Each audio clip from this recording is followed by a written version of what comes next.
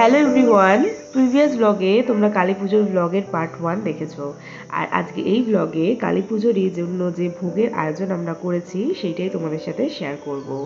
তো ঘড়িতে তো এখন ওই 2:30টার মতো বাজে। আমি আর মা এখানে ভোগের প্রস্তুতির জন্য লেগে পড়েছি। কালী পুজোর জন্য যা যা উপাচার লাগে সেগুলো মোটামুটি সারা সকাল ধরে সারাদিন ধরে জোগাড়যন্ত্র করার পরে বা টুকিটাকি যে আয়োজন আছে যেটুকু আমাদের করার যাবে সেইটুকু আমরা প্রথমে করে নিয়েছি। তো সেই দিকে কাজ গুছিয়ে আমরা ভেবেই রেখেছিলাম যে দুপুরবেলা হচ্ছে আমরা ভোগের আয়োজনটা করব। তো এখন সেটাই করছি। তো এখানে দুধটা কাটিয়ে ছানাটা করে নিলাম, কারণ মায়ের জন্য আমরা ছানার পায়েস বানিয়েছি, অন্যের পায়েস আমরা দিইনি। তো আর ভোগে কী কী ছিল সেটাও একবার বলে দিই। লুচি, সুজি, 5 রকম ভাজা, পনির দিয়ে একটা তরকারি, ছানার পায়েস, আর ছিল টমেটোর চাটনি, আর ছিল নাড়ু মুরগি। তো এই ছিল আমাদের আয়োজন। তো আমরা ভেবেছিলাম দুপুরবেলা টুকটুক করে করলে সবাই মিলে হেল্প করলে হয়ে যাবে, আর সব সুন্দরভাবে হয়েও গিয়েছিল। এদিকে মা দেখো সুজিটা করছে, ওদিকে মুরগি হয়ে গিয়েছে, এরপর তরকারি 5 রকম ভাজা হবে, আর অন্যদিকে ছানার পায়েসও অনেকটাই সময় লেগেছে, কিন্তু টুকটুক করে হয়েও গিয়েছে। এখানে আমি পাথর বাটিতে মায়ের জন্য সবার ফার্স্ট ছানার পায়েস তুলে নিচ্ছি।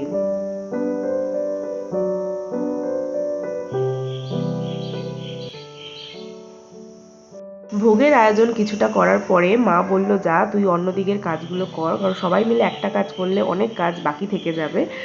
তো এখানে ফুলওয়ালা সব ফুল সুন্দরভাবে দিয়ে গিয়েছে, কারণ তিনি সকালবেলা আহমেদাবাদে গিয়েছিল, কারণ ফুলের অর্ডার আমরা আগের দিন করেছিলাম। তারপর সব ফুল এই 4টের সময় আমাদেরকে দিয়ে গেছে।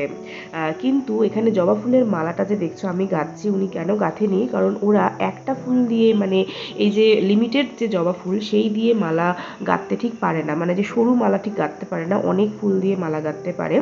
আর এখানে জবা ফুলের এতটাই দাম, এক একটা ফুল পার পিস নিয়েছে 5 টাকা করে, ভাবতে পারছো? তো এখানে 108টা ফুলের মালা, তারপর ঘটে 28টা করে মালা লাগবে। তো তার জন্য আমরা গুনা ফুলই আমরা অর্ডার করেছিলাম এবং বলেছিলাম যে এটা আমরা বাড়িতে বানিয়ে নেব।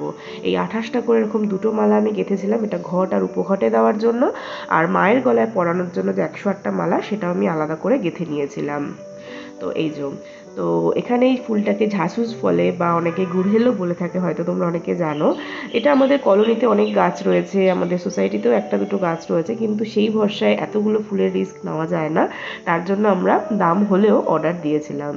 তো আমার এখানে মালা মোটামুটি গাঁথা হয়ে গিয়েছে, আমার মেয়ে তো দুষ্টুমি করেই যাচ্ছে।